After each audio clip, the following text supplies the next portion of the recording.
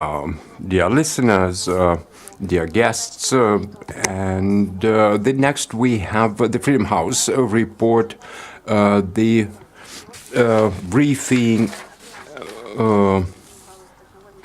that is dedicated to the freedom of digital freedom, we can say, in China, in Ukraine, and in other countries. We have among the representatives a number of people who represent both Freedom House and a number of Ukrainian NGOs. And we now invite the speakers to take their seats.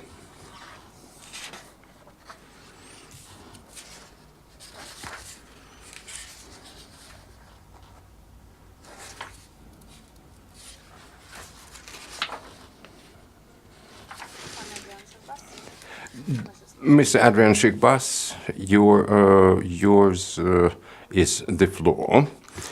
You are the speaker of honor, keynote speaker.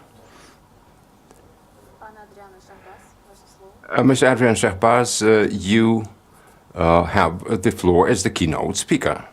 Great, thank you for having me. Дякую за можливість виступити.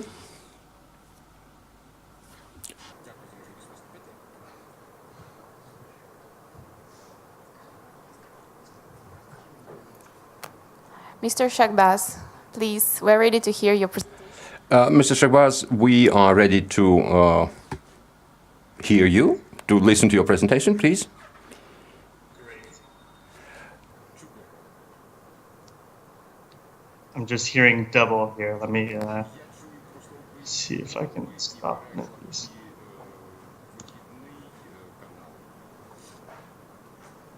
Okay, so what I'll be presenting to you today are our global findings for 2018, when we found that internet freedom declined for the 8th consecutive year. For those who may not be totally familiar with the term internet freedom, this is the simple notion that the same rights that are held by people offline must be protected online. Each year we work with a team of local contributors from 65 countries to assess how easily individuals can access the internet, whether it is censored, and how their fundamental rights of freedom of expression and privacy are restricted by both state and non-state actors. I'm going to walk you through some improvements and declines first. If you could go to the next slide. We're going to walk you through some improvements and declines, then our 3 global trends pertaining to disinformation, data protection, and the ways that China is exporting digital authoritarianism around the world. And I'll try to close with some regional findings on both Eurasia and also the 5-year trends for Ukraine. If you could go to the next slide, please.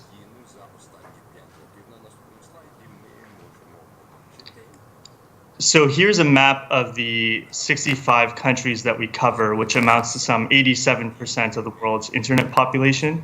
You'll see in green the countries that are ranked free. Those in yellow are partly free, and countries in purple are ranked not free. Those purple countries are generally characterized by an internet in which foreign and independent news sites are blocked. Journalists and social media users are jailed for what they write online, and the telecommunications infrastructure is tightly controlled by the government. Next slide, please. So at least 1/3 of all internet users around the globe experience the internet in this way, in a not free environment. The vast majority of those are based in China, which again ranked as the worst offender for internet freedom in 2018, followed by Iran and Syria. And then on the other side of the spectrum, Iceland and Estonia were once again tied for first place, followed by Canada, Germany, and Australia. The United States is ranked in 6th place and declined 1 point this year due to the repeal of net neutrality regulations. Disinformation and hyper-partisan content continues to pollute the public sphere in the United States, especially around or ahead of the midterm elections, which took place in November 2018. Next slide, please. When we looked at the reasons for the declines in internet freedom, we found that in almost half of the countries that declined over the past year, they occurred during elections. So we're increasingly finding that elections are becoming a flashpoint for internet restrictions. Authorities ramp up censorship and propaganda ahead of crucial votes as part of an overall campaign strategy to deter any political opposition. Over the past year, the steepest declines took place in Egypt, Sri Lanka, Cambodia, Kenya, Nigeria, the Philippines, and Venezuela. And the two countries with the highest declines, Egypt and Sri Lanka, symbolize the two sides of the coin of how disinformation and false news are harming internet freedom, which brings me to the first of our global trends. Next slide, please.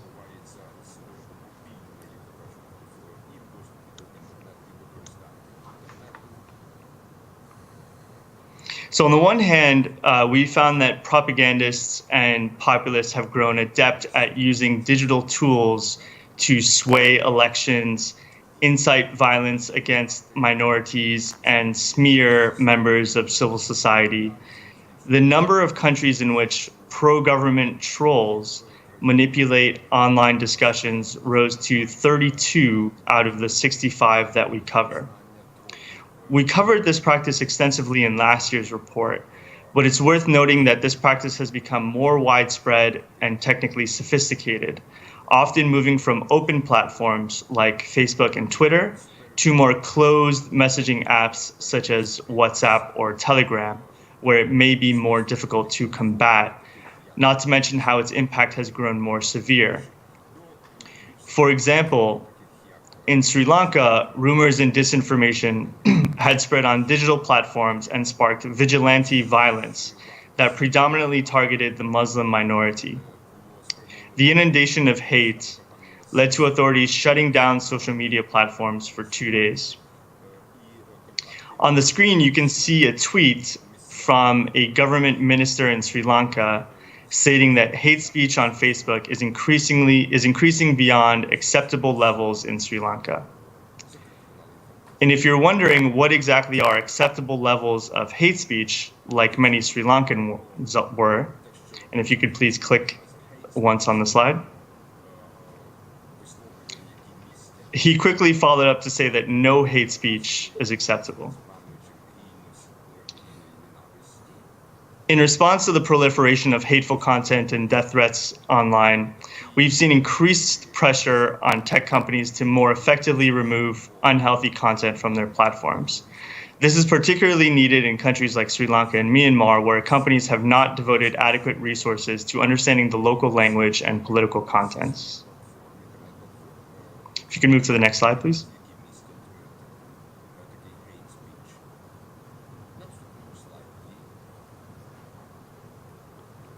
On the other hand, a number of governments are using so-called fake news as a pretext to curb free expression.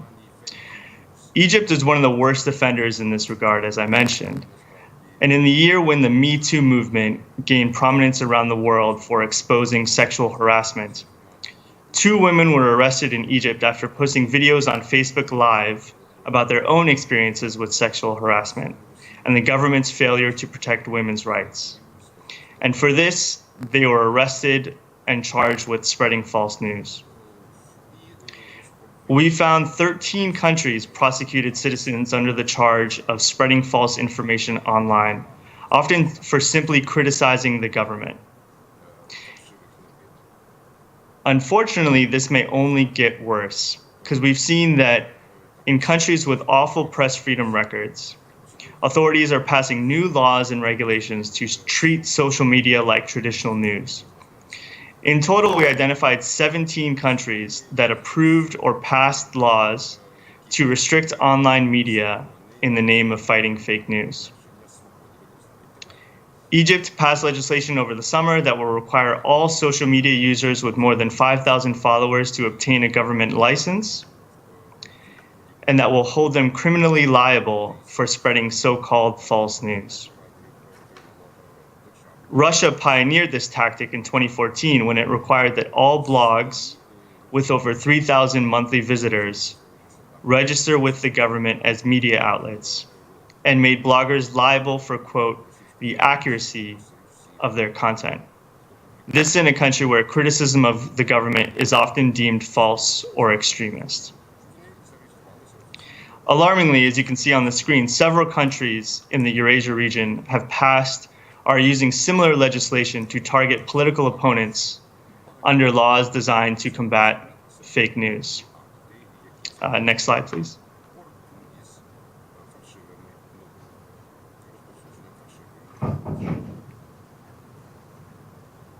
That brings me to the second global finding on demands by authorities to gain tighter control over data. This slide features a simple graphic showing the scale of the problem at hand. It's become obvious to the public that as more and more data has been collected about us by companies, it's also becoming more insecure. These are some of the largest data breaches over the past year. Next slide, please.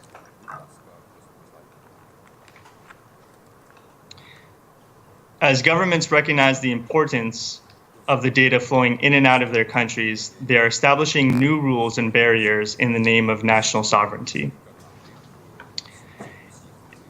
In fact, governments in 18 countries passed new laws or directives to increase state control over data, either by requiring that companies provide the means to decrypt their users' data or by obliging them to store the data on servers located inside the country, so-called data localization. In countries where the rule of law is weak and political dissent is persecuted, such as Russia, Vietnam, and China, storing citizens' data on local servers actually makes the information much less secure and far more vulnerable to abuse by the state. In a connected world, we believe that governments and regulators should not concentrate on where information is physically located, but rather how well it is protected. And we found the EU's General Data Protection Regulation, or GDPR, to be a more compelling solution for the problem of data insecurity, because it focuses on every individual's right to control their data and contains powerful enforcement mechanisms to hold public and private entities accountable for violations. Next slide, please.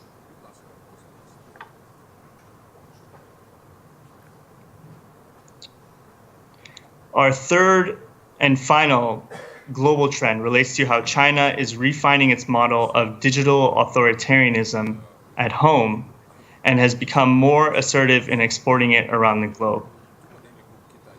This graphic shows an overview of the so-called China model of internet control. From the very beginning, China has sought to introduce the internet to the country only if it has the means to keep it under its tight control. The so-called Great Firewall is an alarmingly effective apparatus of censorship and surveillance. And this past year saw the passage of a new cybersecurity law that, among other things, requires companies to store data about their local customers on servers based within the country where it can be accessed by local authorities. And there's been an alarming uptick in internal repression in regions like Xinjiang, where the Muslim minority is heavily surveilled using facial recognition technology and spyware apps they're required to install on their phones. Next slide, please.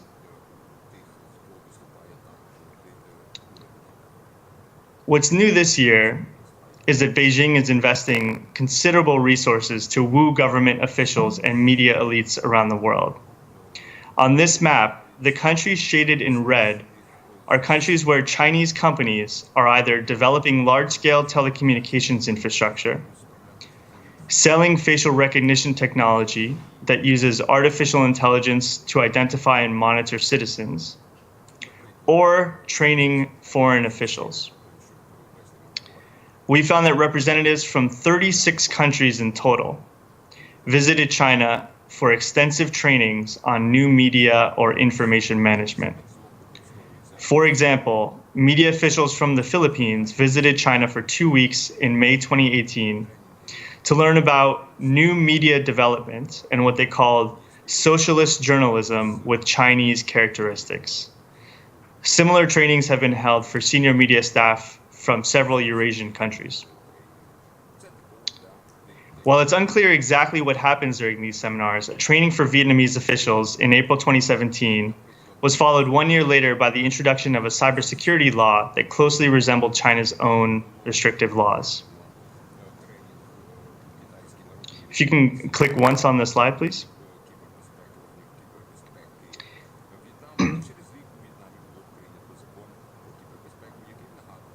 Here's a screenshot from an advertisement of one of China's intelligent surveillance systems.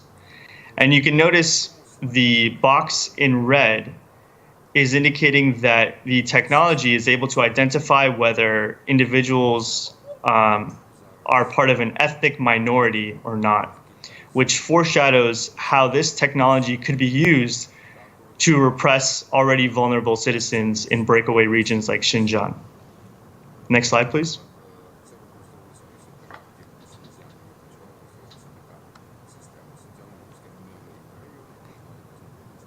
Turning to the Eurasian region, the largest score improvement was in Armenia with a 5-point improvement that moved the country into the free category after citizens effectively used social media platforms, communication apps, and live streaming to push for political change in the so-called Velvet Revolution. Uzbekistan also improved slightly, while declines were seen in Azerbaijan, Georgia, Kyrgyzstan, and Russia over the past year. Interestingly, 4 countries in the region blocked social media or communication platforms over the past year. In Kazakhstan, the government temporarily blocked access to Facebook, Instagram, YouTube, and Telegram multiple times, often when the fugitive oligarch and dissident Mukhtar Ablyazov would try to live stream. Russia blocked Telegram, LinkedIn, and Zello for failing to comply with data localization and decryption requirements. Uzbekistan disrupted several voice-over IP or internet calling services, such as Skype, Viber, and WhatsApp until May 2018. And of course, Ukraine blocked Vkontakte Odnoklasniki in a national security order. Next slide, please.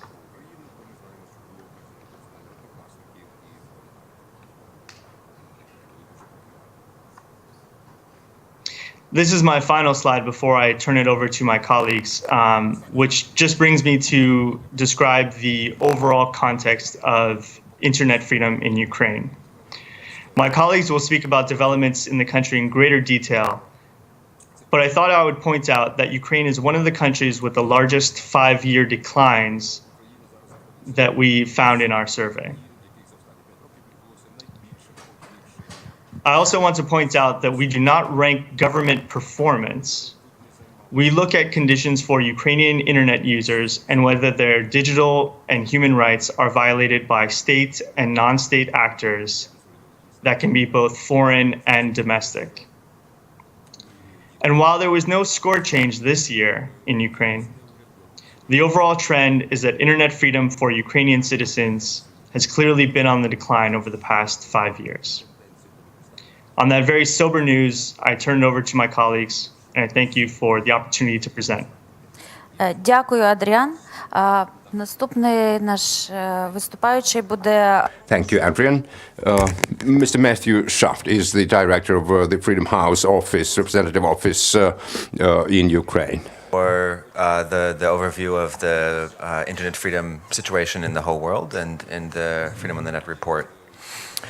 This year of the report, which covers June 2017 to May 2018, Ukraine's freedom in the world, freedom in the net rating stayed the same, as Adrian mentioned. But of course, many things happened, both positive and negative, based on our assessment in Ukraine over the past year. I wanted to underscore Adrian's last message that this is not a report about the government. It's a report about the overall ecosystem for internet freedom in Ukraine.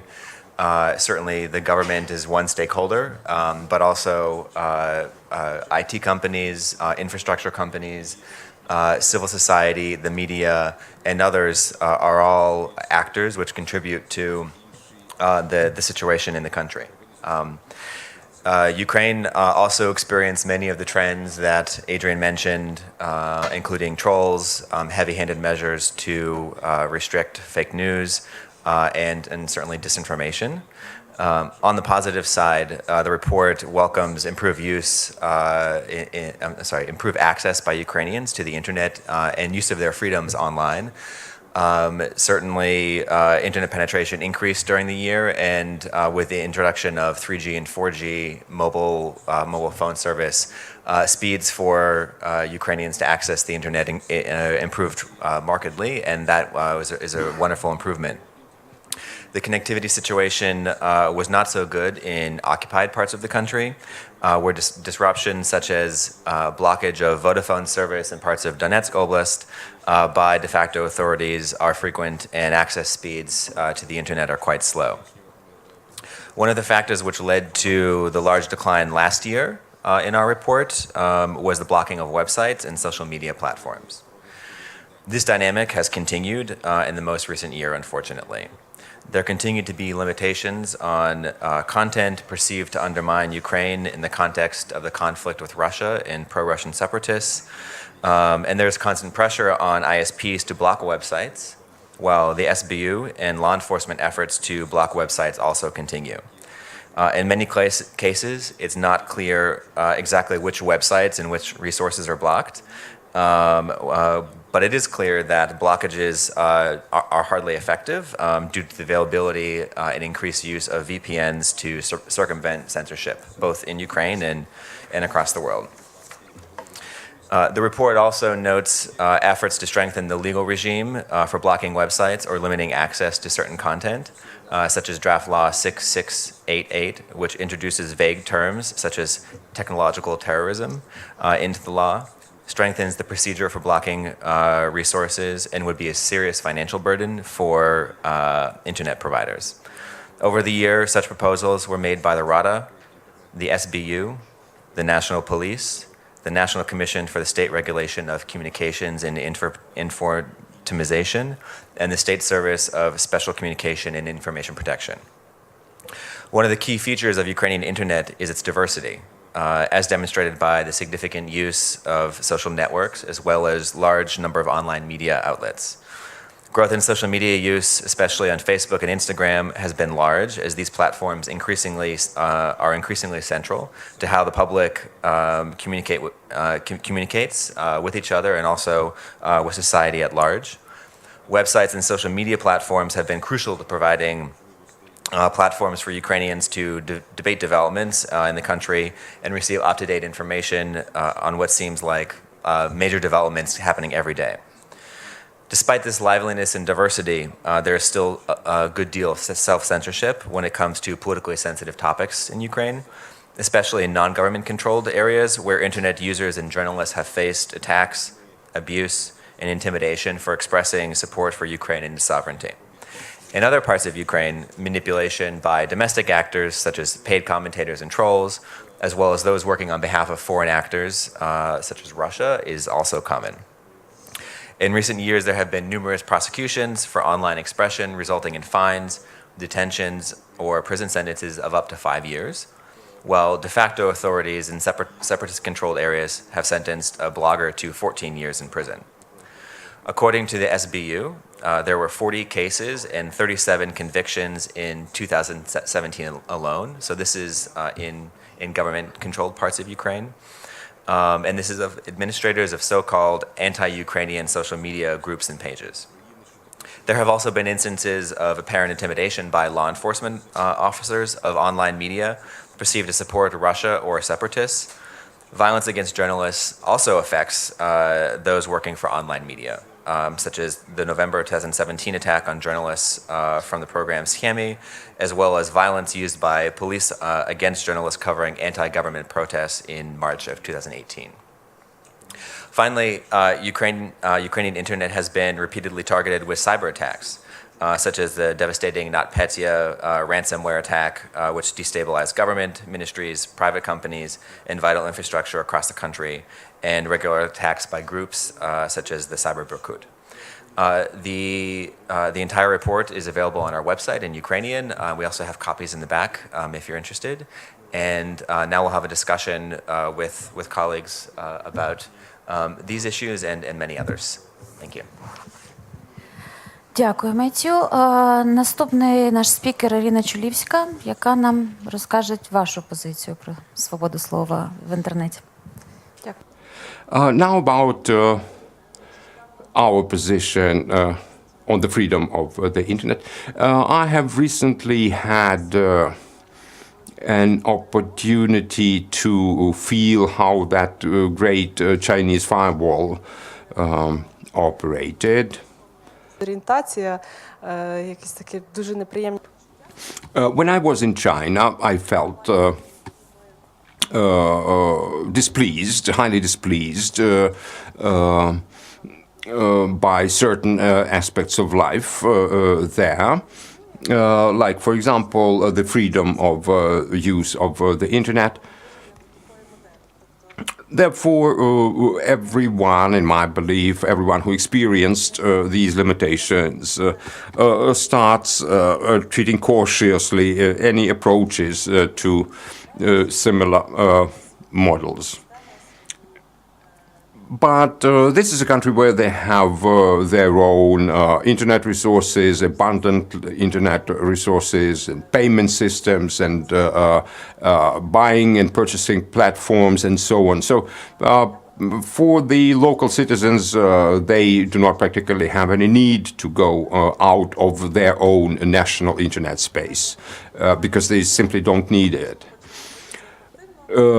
But it brought me to the idea, or to an idea, that for everyone who would like to install effective limitations, introduce effective limitations to the use of the internet to only the national space, Ukrainian authorities may also continue their efforts in the internet realm as well as in the other information areas.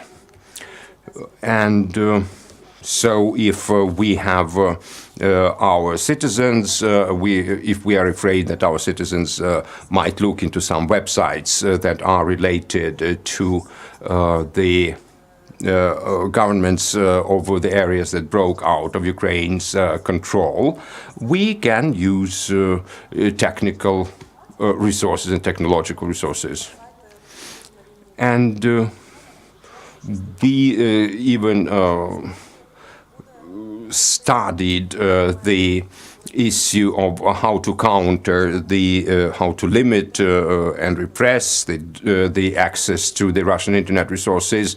We interested ourselves in learning how much information was taken by the local communities, members of the local communities from the Russian internet resources. And our observation is that it's not more than 5 or 6 percentage points in the majority of the regions of Ukraine. As has already been said, in the Verkhovna Rada of Ukraine, they continue introducing, or the attempts to introduce some limitations on the use of the internet, and 175 bill, or the draft law was, as it is called in Ukraine, was introduced earlier today in Verkhovna Rada for the criminal, invoking criminal responsibility for what they call the information support to terrorism. And also This menace of 6688 bill has not yet faded away, which was mentioned by Matthew. For example, the Ministry of Information Policy continues organizing meetings and listing the websites that should be prohibited to the Ukrainian, the access to which should be prohibited to the Ukrainian citizens. And when we wanted to ask some questions about it, we were told that this information was classified and we were not allowed to learn about these policies of the government and the Verkhovna Rada of Ukraine. In reality, there is no goal in the current, in today's Ukraine's information policies in order to increase transparency or to improve transparency or access of the Ukrainian citizenry to any internet resources. They merely are trying to establish more and more sites for a prohibition. The Human Rights Platform, Ms. Opryshko, if I'm not mistaken. I'm going to continue in the same vein as the previous speakers. We are all aware that the internet by definition is a free use, so to say, environment. Sometimes people are required to register themselves on this or the other website and then continue using it freely. But my colleagues have already pointed out, and I fully endorse them, that there has been recently a lot of legislative initiatives by the Ukrainian legislators to introduce new bills aiming at limiting the use of the internet. They advocate that with the situation that there is now in the east of the country. For example, this 6688 draft law that was supposed to allow the out-of-court blocking of any website, any web resource. It allowed for not only deleting the content or blocking the content, but also the whole website as such, which ran counter any definitions and any norms established in the European Union or in any other neighboring country. And these requirements are inconsistent with any legal norms, it was clear that wrongdoings and abuses were practically invited after the enactment of that bill into an act. Sometimes the threats to adopt it are continued to be sounded, continue to be mentioned in the Verkhovna Rada, that is the parliament of Ukraine. Another draft law that was mentioned, that was introduced literally earlier today.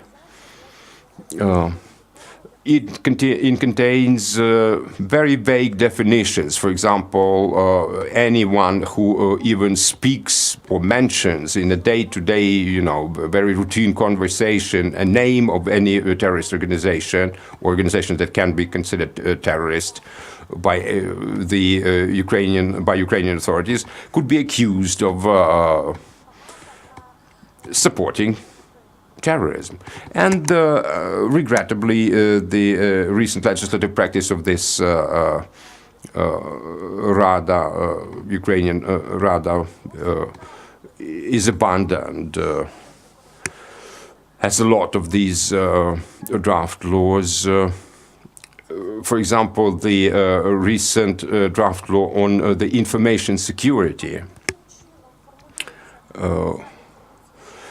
The information security definition is formulated so that any information that could be considered as such as having any even psychological impact or not, let alone information, it can be interpreted as the breach of information security of Ukraine.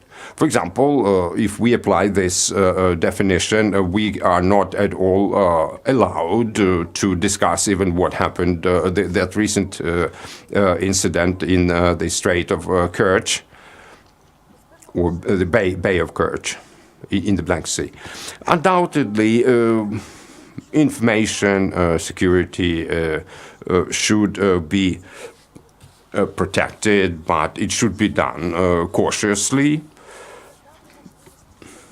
so that abuses are not allowed in pressing internet providers, and so that Ukrainian laws continue at least to respect the basic norms of democracy and rule of law. I'm saying that in order to encourage you to monitor this process and examine it closely, as well as the bills that the Ukrainian legislators introduce one after another. I would fully agree with you, and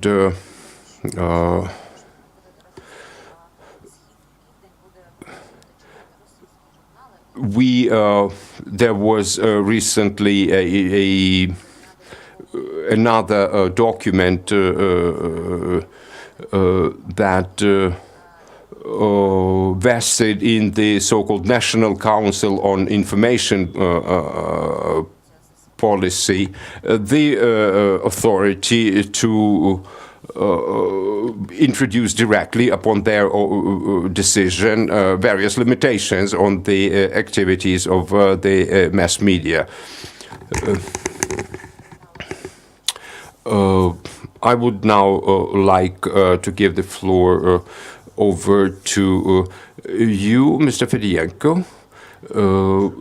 And I remember you tried to object to this 6688 draft laws. I'm sorry I came a little bit later. I am just back from one of the from a meeting of one of the committees of the standing committees of the Verkhovna Rada, where they discussed their decision or their intention to stop funding some types of broadcasting as not financially lucrative to these legislators. I'm sorry I missed the beginning of this meeting when there was the Freedom House report presented, but I'm sure I will have an opportunity to get better knowledge, to familiarize myself better with their findings.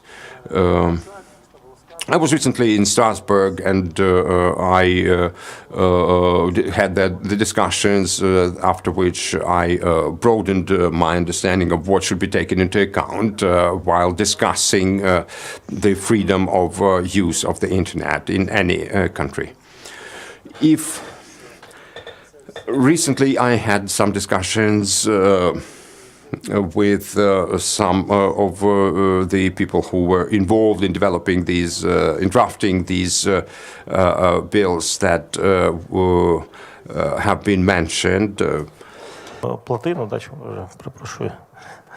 In the course of those discussions, I understood that Оце, на жаль, великий вплив, що that there have been a number of technological issues, and some people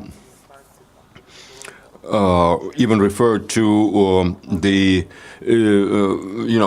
were advocating the need for the limitations in the use of the internet in Ukraine by possible or potential threats against the nuclear power plants in Ukraine or hydroelectric power stations, dams in Ukraine. I highlighted and made it clear to them that anything or so many things might be intentionally interpreted as threatening to the infrastructure, that it's better to not to make any sweeping formulas, not to introduce any sweeping formulas into the laws. I personally am of the opinion that only child porno should be limited outright from the internet, but all the other things, they need a case-by-case approach. You mentioned China. And in my discussions with our Chinese colleagues, I heard from them more than once their opinion that the Chinese internet was sufficient. They had sufficient internet resources of their own, so they really didn't need an access to foreign internet resources. And both in China and here in Ukraine, the efforts are done to make especially the younger generations unaware of the existence of any external, resources and so on. So we in Ukraine continue this movement along not even the Soviet lines, when there were the radio signal jams, jamming towers and devices, and the Soviet youths were explained that capitalism was in crisis, and so Ukraine's policies is very similar to that. That everything outside Ukraine is not interesting, and so for Ukrainian society to raise the awareness of Ukrainian society, I think some information probably needed about how freedom of information is enforced. I can refer you to the example of France, for example. In France,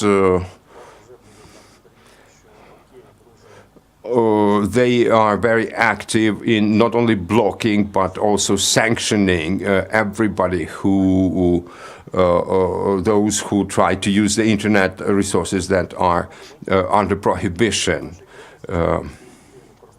Therefore, it makes me even more willing to preserve here in Ukraine the freedom of use of the internet. And in Ukraine, because the internet had not been regulated for a long time, it started evolving in different so to say, directions, and I'd say that it's technologically quite advanced. We have quite high speeds of downloading information and communication. And I think that the issues of security of the state of Ukraine should not interfere or should not breach the freedom of use of the internet by the citizenry of this country. I think it was one of the last meetings of the Informatization Committee of the Verkhovna Rada about a need to develop some alternative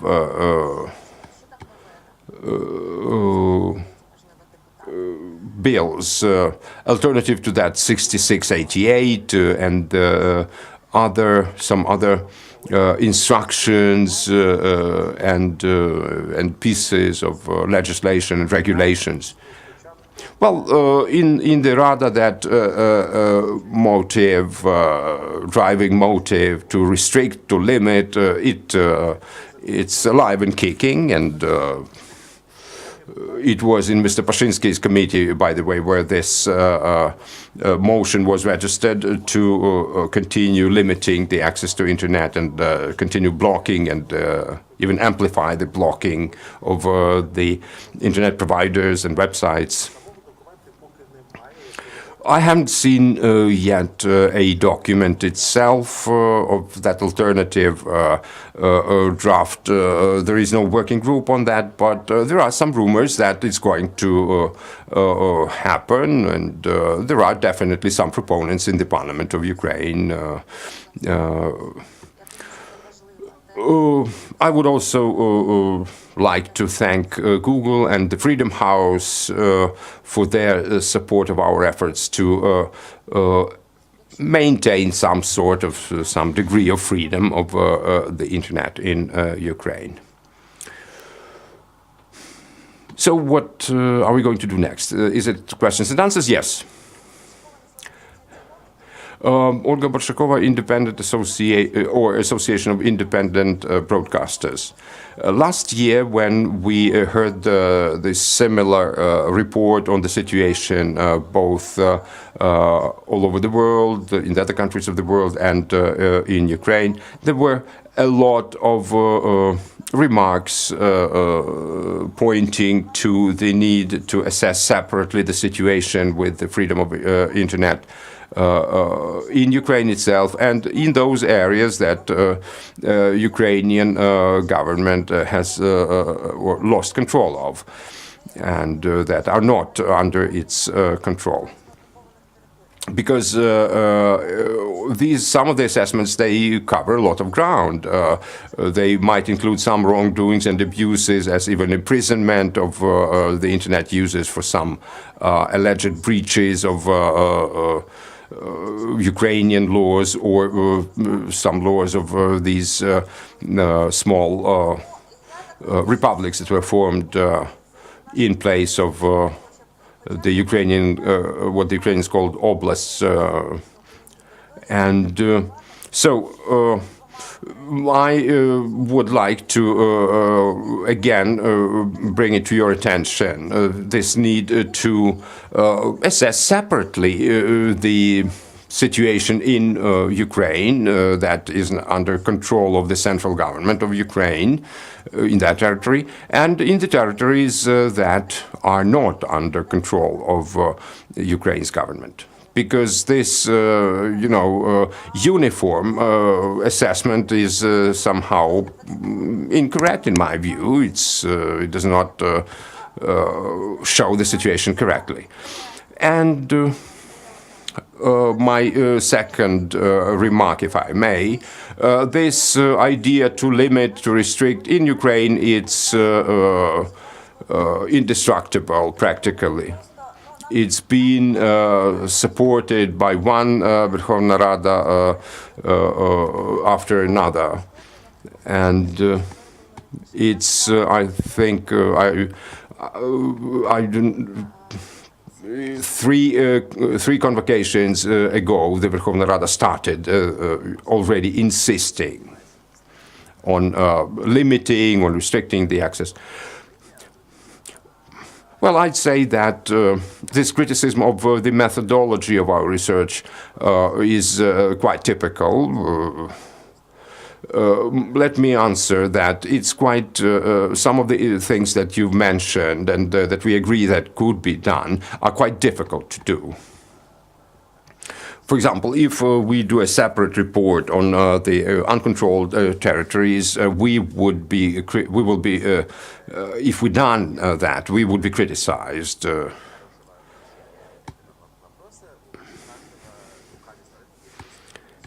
And any approach, either Ukraine in its former borders assessment or, the assessment of the uncontrolled areas separately and remaining part of Ukraine separately,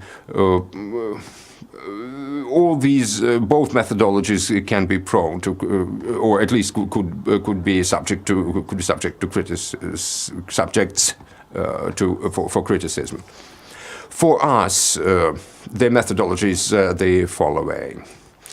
We consider it important that for some substantial time, fairly long period of time, we can have the data and be able to make comparisons. Because if for 2 years, for example, we make these comparisons between the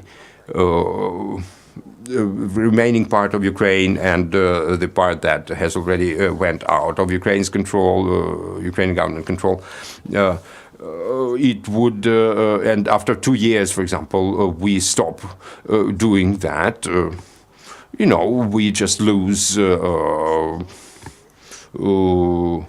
this reasoning and correctness and accuracy of these comparisons.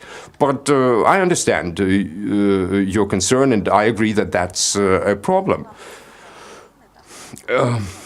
May I ask you, what would Ukraine's score, so to say, be if these uncontrolled territories hadn't been taken into account?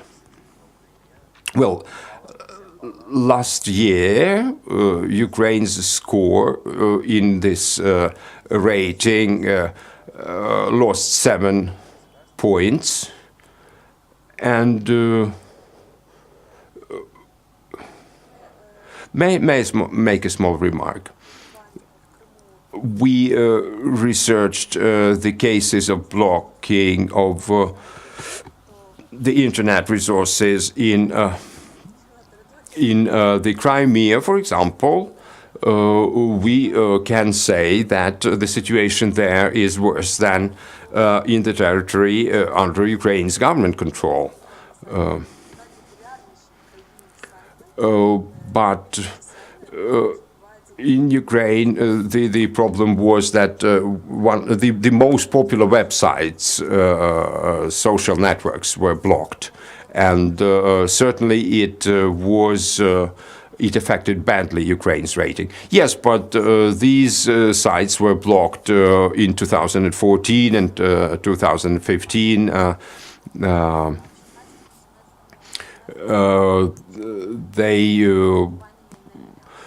These Ukraine's information National Council on Information Policies made a decision to block these most popular social networks. Well, my remark in response would be that we do not have enough information to make accurate, assessments of the situation with the freedom of internet in the territories not controlled by the Ukrainian authorities, because we do not have our representatives in these areas that are no longer under Ukraine's central government control. But certainly we will try to rely more on the local activists and, other opportunities to get better information on the situation with the freedom of internet. I have 2 questions, one to Matthew and to Oleksandr. I'm a student. Matthew, may I ask you, speaking about the freedom of information, if we take Facebook, We know that there are the pseudo-political groups that spread lies using Facebook. The question is, how can their propaganda be limited? For example, some trolls from Olgina, they spread their information. My second question is to Oleksandr.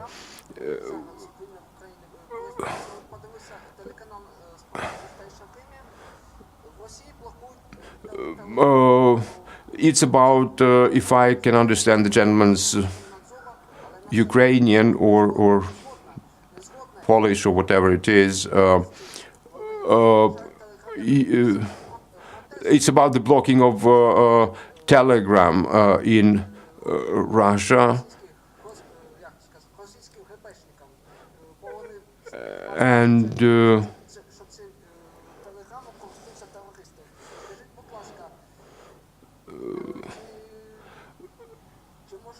can you say, please, is it possible that Telegram is blocked in Russia, or is it possible to block the Telegram in Russia? And if there are any methods of countering this blocking? Well, on your first question, how the fake news can be countered if spread via social networks like Facebook. If these fake news are seriously threatening, if they seriously threaten some aspects of, social life, it could be just technological. It should be banned or could be banned. Their content could be banned. Second, any big internet platform, they have their own rules of use, and all the users are supposed to work within the framework of these rules and requirements. Certainly, it would be much better if society at large and the members of the public can take part in developing these rules. But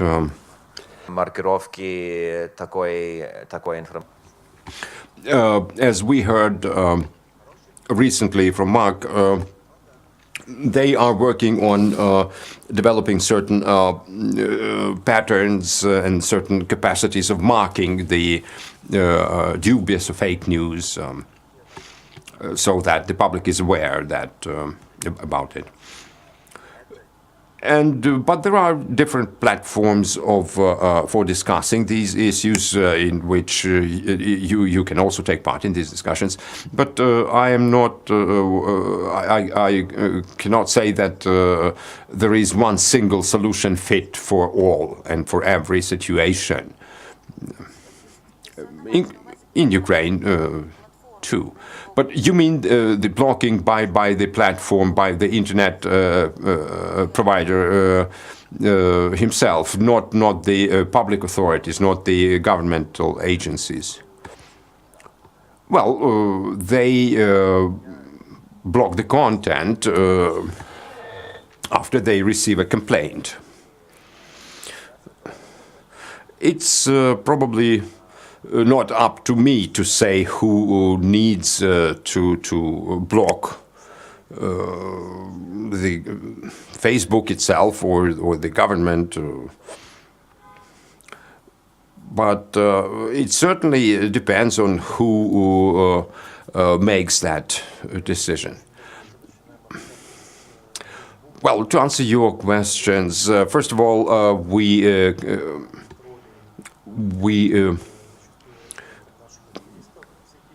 cooperate and communicate with Facebook because they started blocking our activists, and that affects our activists, and sometimes it's quite difficult to say it for Facebook. After Facebook blocked an account, it's quite difficult to unblock it. Therefore, I think it's a very good instrument of communication with the society. We need to cooperate with it. Who of you believe that messengers as computer programs are not special services projects? Listen to me. I'd say that any messenger is a product or byproduct or some project of a secret service or special service of this or the other country. And for example, Telegram I cannot be certain about the Telegram at all, that it was not developed by the security service of Russia. But what I can advise you to do is that if you are not sure that one messenger is safe enough, you can use another one. The choice is quite broad these days. We have also tried to prove, my colleagues and me, we were trying to prove to the Ukrainian special services this futility of blocking all the servers or providers where the information that is unfriendly is published. Because of the cloud technologies, for example, in 2015 you might have not seen it then. When Ukrainian authorities started blocking some internet resources, it happened so that many other resources were unintendedly blocked. That's to illustrate that it's technologically impossible to block the Telegram, for example. If one address can use scores of different, can be used by scores of internet resources, websites, and so on and so forth. For example, there is the brand of barter here in Ukraine that is called the President. And if you block, for example, this, try to block the website that, advertise this barter, the risk is that you could block also a number of resources and the flow of information traffic among the other sides that are related to the presidents to the presidency of Ukraine and so on. And I must say that economically it's quite difficult to organize effective blocking of internet resources. In Ukraine, we have a few thousand internet providers. It's not like in the big European countries where they have a couple of dozen internet providers per country.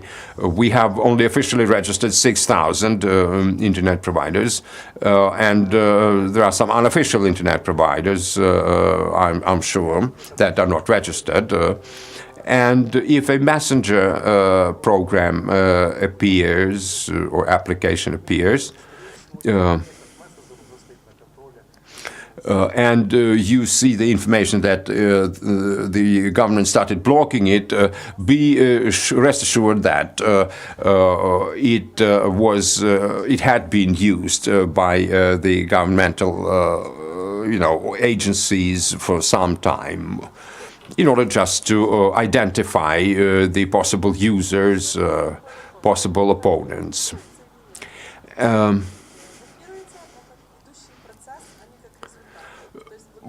What the lady described a somewhat funny situation when the blocking was done somehow in a way that the users couldn't notice it. I wanted to ask the information related to human rights. My question is to Oleksandr. I was interested by your remark about France, that the internet is much more severely regulated there. Was I right in understanding you, or did I understand you correctly, that there's much less privacy there than in Ukraine? Well, we had a meeting with the French IT experts who showed us how that functioned in France. For example, in our country, porn hubs can easily be accessed in Ukraine. In France, they blocked them long time ago. And even if you try to access that resource, you can see the warning on your screen that you are trying to access an internet resource that is prohibited.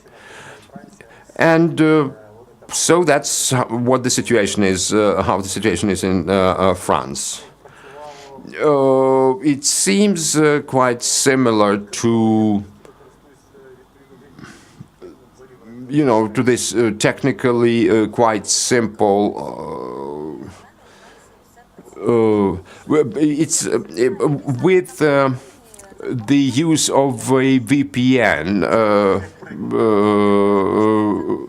system or driver. You can use, the browsers can access different websites. I have never used. The lady objected that she had never used VPN, so she was not in a position to make any comparisons. So you mentioned the fact that they identify the users. Yes, but in our country it's different. We have the so-called a system when, for example, if you buy a SIM card for your phone, you are not required to sign a contract with the telephone services provider. You can use the so-called prepaid internet, prepaid telephone service. And it's also possible with the internet here. In these countries, in Western European countries, it was all terminated long ago. Every user is identified. It seems to me that even when you buy a SIM card or something, you need to show your passport. Yes, some ID should be shown.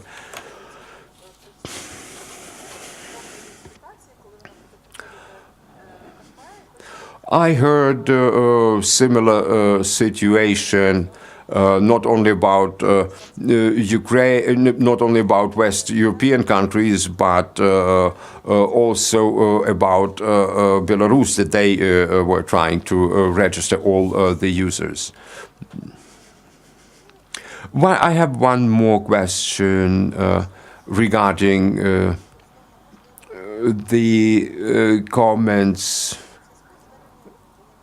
about the limitations that were introduced after the martial law had been declared by the president. Well, by the way, tomorrow Matthew and I are going to have to take part in a TV program. There will be a representative of the General Staff of the Ukrainian Army. My understanding was that all human rights and freedoms and liberties could be limited in the territories in that part of Ukraine where the president declared martial law. Or I agree. I think that wherever the authorities see any threats, they can introduce limitations of the way they like, they please. And I heard, for example, that some of the email addresses were attacked after Mr. Poroshenko declared martial law. Four commercial companies allegedly were attacked by a government, unidentified government, because the lady said that it was a warning from the Google, but the Google didn't say which government attacked those organizations. So she comes to the conclusion that there could be certain problems in terms of security and cybersecurity in particular. Well, martial law is one thing, and another thing is that here in Ukraine there could be some limitations of which we are not simply informed. We haven't been informed by the authorities. Like, for example, we know that the president's decree allows to suspend the action of a number of articles of the constitution of the country. Therefore, some policies could also, after that suspension takes effect, some policies could be put into practice that might impact also the functioning of the electronic systems. Therefore, I cannot say that, or I cannot confidently say that all the human rights are now adhered to and observed by the governmental agencies of this country. And it would be interesting to know how the president's decree on martial law is understood by different entities related to the freedom of the internet, and how it is executed. Well, I would like to say that after a martial law is introduced, all the authority in regulating the internet are vested into a body that is a part of a military administration, and therefore, in the conditions of the martial law, it's useless to even discuss these issues of freedom of speech and free use of the internet. But this martial law was introduced recently, a few days ago, in 10 oblasts or regions of Ukraine, in the eastern part of Ukraine. I would like to add, answering your question, scores of different other documents that are needed, instructions and regulations that are needed for the implementation of martial law decree. They have never been written. To my previous comments, I would like to add that I believe that human rights are continue to be effective in Ukraine, and if any limitations are put into effect, they should be proportionate to the threats and changes in the situation, and there should be the public warnings about the suspension, for example, of the freedom of privacy of communication, that all the communications are controlled, are monitored by the government from day X, for example. If we speak about the European Convention on Human Rights Convention, you are certainly right. In the European Convention contains these provisions related to the martial law, and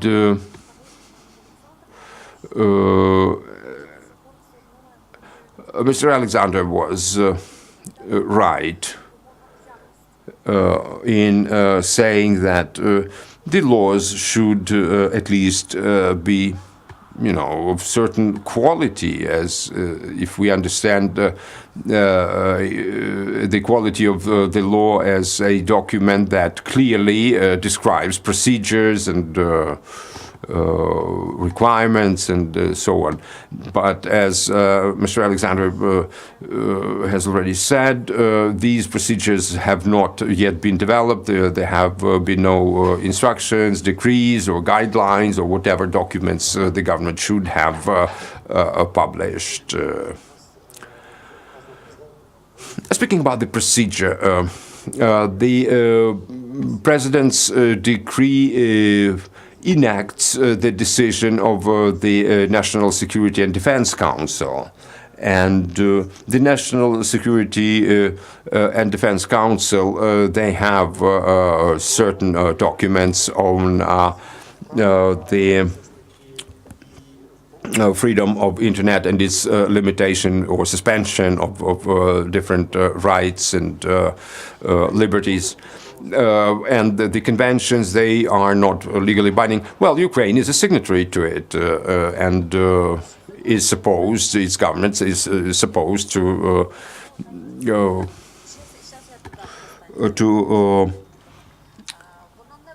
adhere to it. Well, I would say that, I would like to add that this decree, President's decree on martial law, was not timely because, for example, even that new draft law on information limitations that has already been mentioned today, it was hastily written and submitted to the Verkhovna Rada earlier today after the President's decree was published. Well, some of the laws, like, for example, on telecommunications and mass media, that draft law vests into the military administration the top right of regulating, including limiting the use of any information communication systems in Ukraine. So it's not up to the government agencies any longer, civilian ministries and or committees but it's up to the military administration for the whole period of martial law being in effect. So these approaches allow, this government by hand, so to say, of any policies in information and communication realm.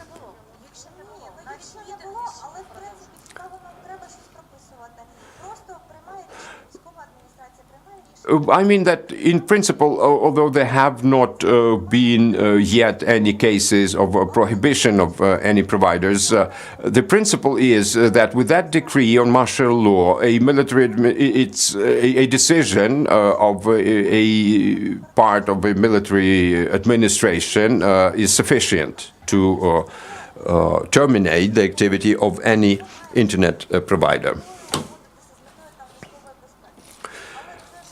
They refer to the need to provide military security, defense security, and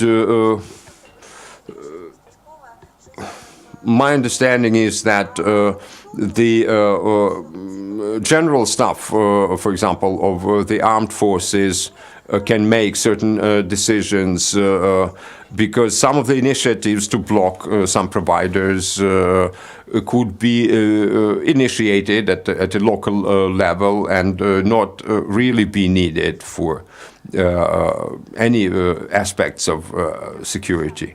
Well, if we take the situation that is not related to our discussion, for example, the access of the journalists